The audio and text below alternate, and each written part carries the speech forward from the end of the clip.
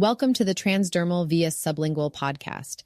In today's episode, we will delve into the effectiveness of sublingual and topical compounded bioidentical hormone replacement therapy in postmenopausal women. Stay tuned to learn more about this fascinating topic and make sure to subscribe to our podcast to stay updated on the latest insights.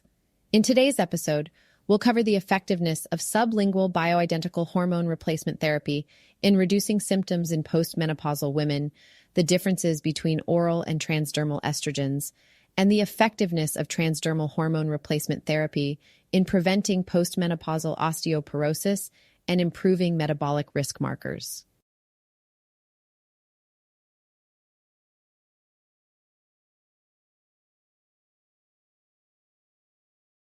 Hey there.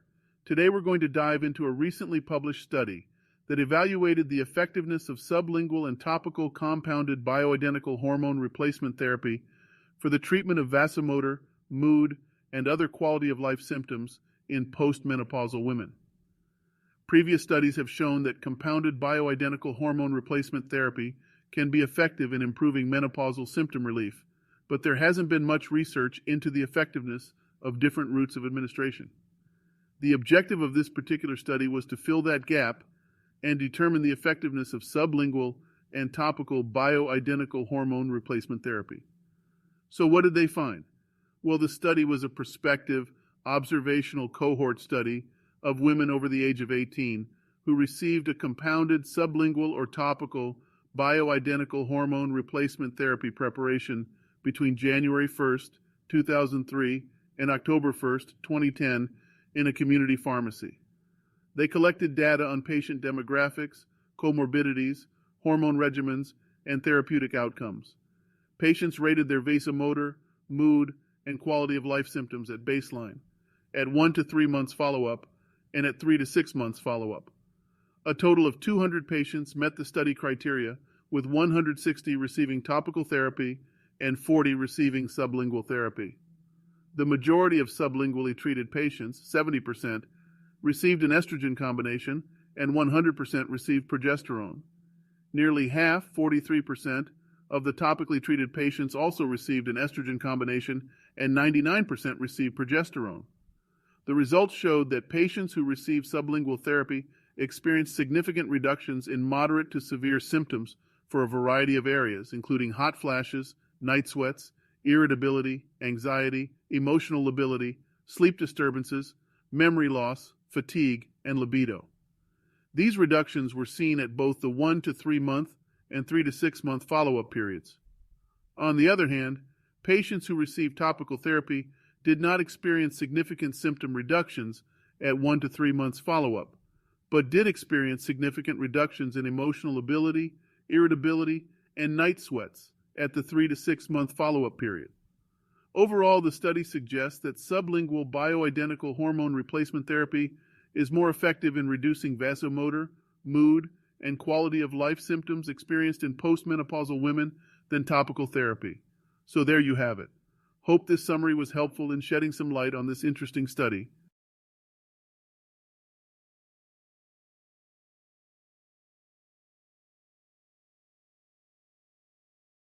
Have you ever wondered if all estrogens are created equal? Well, according to a review comparing oral and transdermal therapy, it seems that there are significant differences between the two types of estrogen.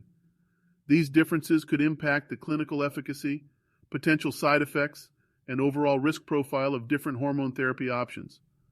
But what exactly are these differences? When it comes to hormonal bioavailability and metabolism, oral and transdermal estrogens seem to have different effects. Bypassing hepatic metabolism, which is when medications are processed by the liver, seems to result in more stable serum estradiol levels without supraphysiologic concentrations in the liver.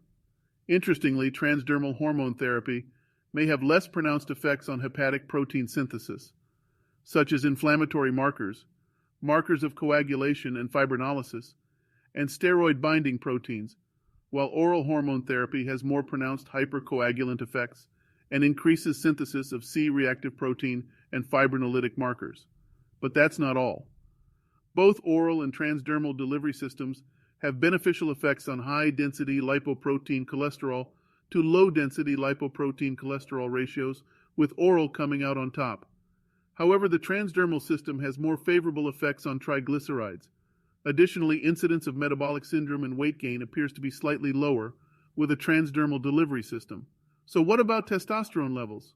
Well, oral estrogen's significant increase in hepatic sex hormone-binding globulin production actually lowers testosterone availability compared with transdermal delivery, which could have clinically relevant effects on sexual vigor.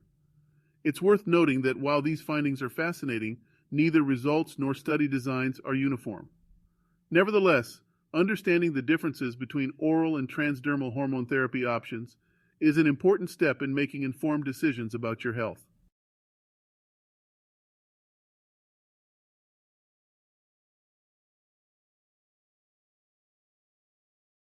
When it comes to assessing hormone delivery and levels in the body, blood spot and saliva tests are commonly used methods known for their accuracy. They provide valuable insights into the effectiveness of various hormone therapies, including oral, topical, vaginal, injectable, and pellet delivery methods. However, it's important to note that saliva testing may not be suitable for evaluating hormone levels in certain specific cases, such as troches or sublingual hormone therapies. Saliva testing works by measuring the levels of hormones that are actively circulating in the saliva. It is a non-invasive and convenient method often preferred by patients. However, for troches or sublingual hormone therapies, where hormones are directly absorbed through the mucous membranes in the mouth, saliva testing may not provide an accurate representation of the overall hormone exposure in the body. Troches and sublingual medications are designed to deliver high amounts of hormones directly to the salivary glands. This localized delivery can result in a false high determination of the supplemented hormone levels when assessed through saliva testing. The concentrations of hormones in saliva can be significantly higher than what is circulating throughout the rest of the body, potentially leading to misinterpretation of the true hormone levels. In contrast, blood spot testing involves collecting a small sample of blood from a finger prick or other suitable method. It provides a broader perspective on hormone levels in the body, including the systemic circulation.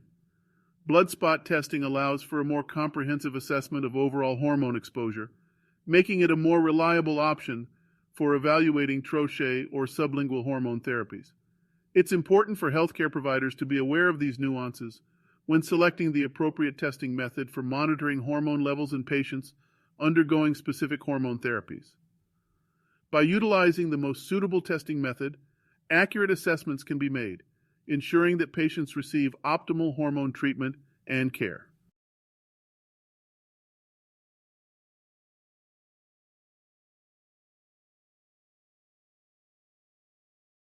Menopause is a natural biological process that signifies the end of a woman's reproductive years, and it comes with its fair share of risk factors, most notably cardiovascular disease and osteoporosis. However, hormone replacement therapy, HRT, in postmenopausal women may reduce or remove this increased risk. But it's important to note that there is a difference in the metabolic impacts that HRT can have, depending on how it is administered. For instance, the high hepatic bolus associated with oral steroid administration can produce unwanted metabolic effects. This is where transdermal administration comes in. By bypassing the liver, this method of HRT avoids the effects that can be caused by oral administration. In fact, a study was conducted on 96 healthy postmenopausal women over 3 years to evaluate the metabolic effects of transdermal HRT in comparison to oral HRT or no treatment. The women were treated with either continuous oral conjugated equine estrogens, 0.625 milligrams daily, with sequential oral DL-norgestrel, 0.15 milligrams daily, for 12 days per month, or continuous transdermal estradiol 17-beta, 0.05 milligrams daily, with sequential transdermal norethindrone acetate, 0.25 milligrams daily, for 14 days per month. Researchers measured bone biochemistry and density, serum lipids, lipoproteins, and apolipoproteins, and glucose, insulin, and C-peptide concentrations following an intravenous glucose bolus. Minimal modeling analyses provided measures of glucose and insulin kinetics. The results showed that both HRT regimens were effective in preventing bone loss and produced favorable lipid and lipoprotein changes. However, progestin addition prevented increases in HDL, 2 cholesterol, but lowered triglycerides. On the other hand, transdermal estrogen lowered triglycerides, whereas oral estrogen increased them. Additionally, oral HRT resulted in a deterioration in glucose tolerance and an overall increase in insulin secretion. In conclusion, transdermal HRT appears to be at least as effective as oral HRT in preventing postmenopausal osteoporosis, and produces as good, if not better, changes in metabolic risk markers for cardiovascular disease. It's essential to weigh the benefits and the potential risks of HRT with a healthcare provider to determine the best method for those considering it.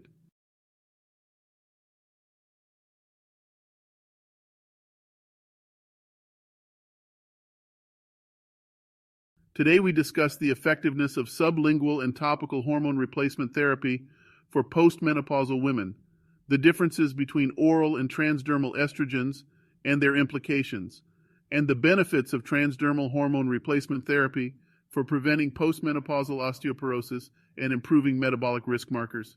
Thanks for listening to today's episode. I'll see you guys at the next one, and don't forget to subscribe.